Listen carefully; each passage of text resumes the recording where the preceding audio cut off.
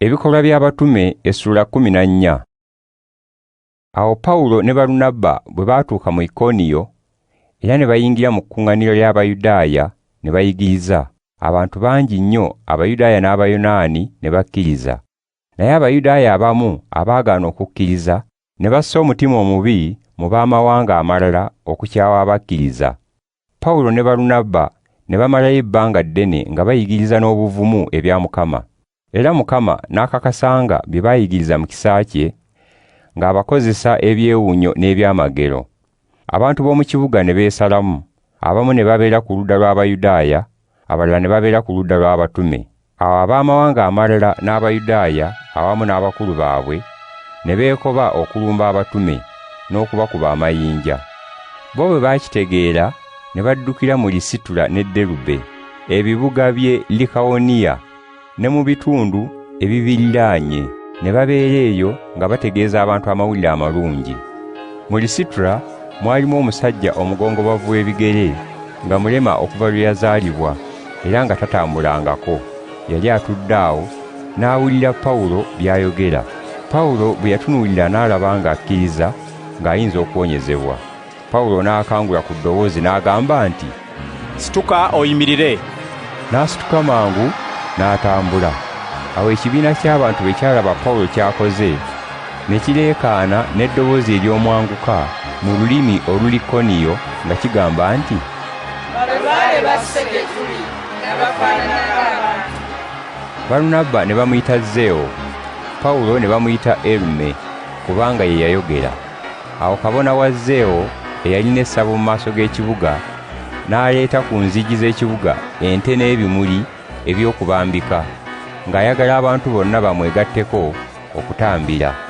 Kyokka Abatume Balunabba ne Pawulo bwe baawulira ekyo ne bayuza ebyambalo byabwe olw'okukiwakanya, ne bafubutuka nga balaga mu bantu, nga bwe baleekaana nti, "Bannaffe, lwaki mukola ebyo?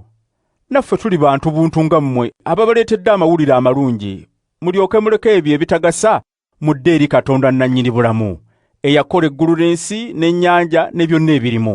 Mu mirembe egyayita, Katonda yaleka abantu bonna ne bayisanga bwe baayagalanga, kyokka teyeekweka. Bulijjo yeeyolekeranga mu birungi by'akola, gamba abatonnyeseza enkuba, abaza ebibala byammwe mu biseera byabyo, abawa emmere, era ajjuza emitima gyammwe essanyu." Newankubadde baayogera ebyo, era katabalemwe okuziyiza abantu okubatambirira.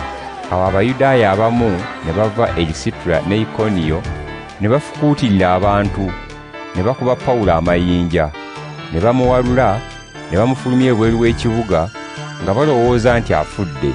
Kyokka abayigirizwa bwe baamwetooloola n'asituka n'ayingira mu kibuga. Olunaku olwaddirira Pawulo ne Balunabba ne balaga e Derube. Pawulo ne Balunabba ne bategeeza abantu mu Derube amawulire amalungi, ne bafuna abayigirizwa bangi.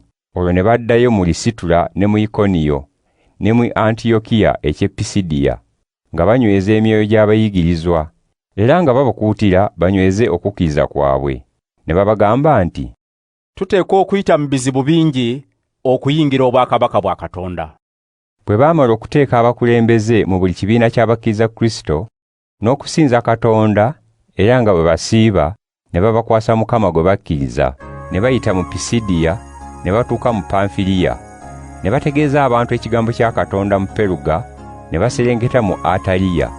Bwe baavaayo ne basabala ne baddayo mu Antiyokiya. Mu kusooka bannaabwe gye baabakwasiza Katonda abayambe bwe baali nga bagenda okutandika omulimu guno gwe baali baakamaliriza. Bwe baatuukayo ne bakuŋŋaanya ekibiina ky'abakkiriza Kristo, ne babategeeza byonna Katonda bye yabakozesa era nga bw'asobozesezza abaamawanga amalala okukkiriza. Ne bamalayo ebbanga ddene nga balina abayigirizwa.